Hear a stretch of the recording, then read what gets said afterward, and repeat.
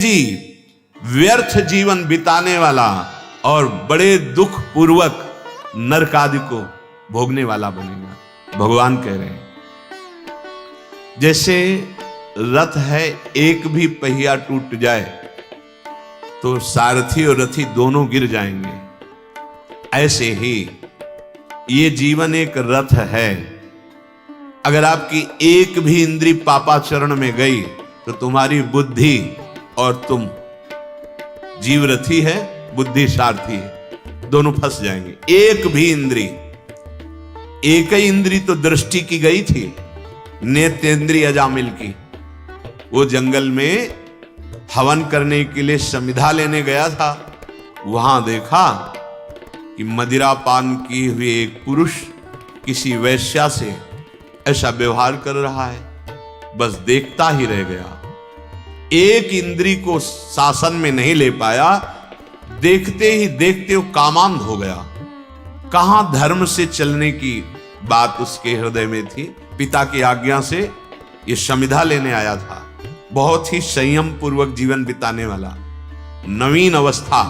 एक इंद्री ने उसको इतना भ्रष्ट कर दिया, सब धर्म कर्म चौपट करके परिवार से बिलग होकर वैश्या के पास ही सब संपत्ति देकर आजीवन अपने को नष्ट कर लिया। ये तो भगवान के नाम ने आखिरी में बचा लिया।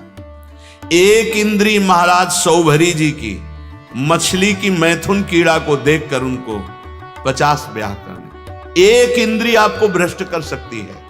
यहां कह रहे हैं जैसे रथ का पहिया का एक हिस्सा टूट जाए तो सारथी और रथी दोनों को धक्का लगेगा, गिरेंगे।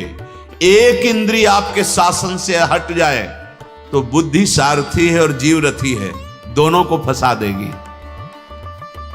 संसार में हम मुक्त होने के लिए आए, फंसने के लिए नहीं। ये बहुत कम समझ है, ये बुद्धि समझ नहीं रही।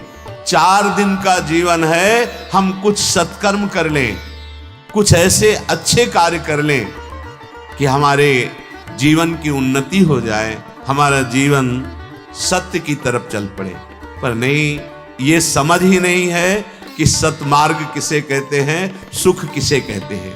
श्री भगवान कहते हैं इंद्रियारामः, जो कामना में है, ममता में है, आसक्ति पूर्वक भोग भोगता है, उचित भोग, धर्म पूर्वक भोग, जैसे पानी पीना, भोजन पाना, वस्त्र धारण, ये सब विषय के अंतर्गत आते हैं।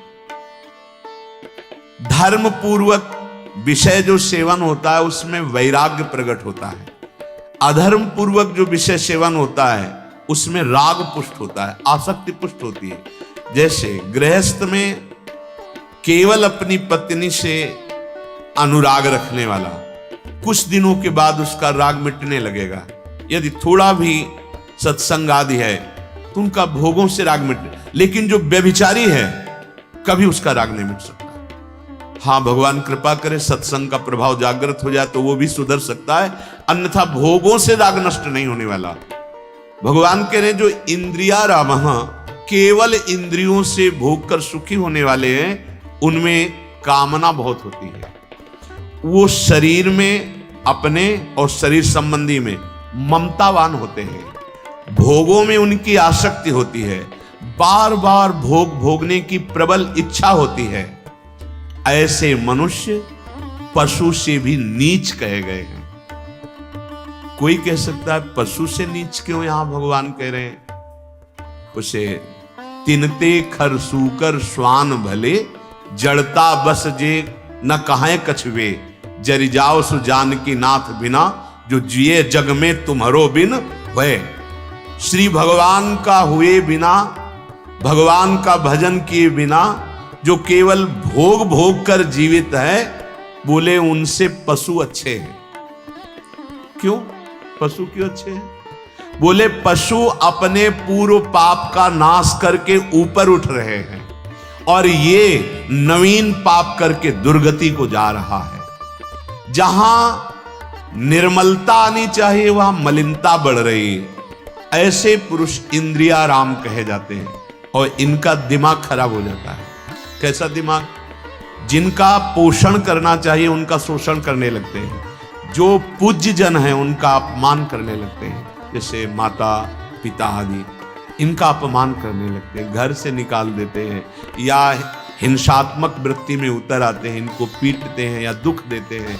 पूज्य जनों का अपमान और जिनका पोषण करना चाहिए उनका शोषण, इनके अंदर राक्षसी बुद्धि आ जाती है। ये सृष्टि चक्र में भयानक बाधा देने वाले हैं। जैसे गांव में एक आदमी दुष्ट स्वभाव का हो, पूरे गांव को कष्ट मिलता है, वो ऐसे आचरण करता है। राधे राधे दोस्तों, जय श्री कृष्णा।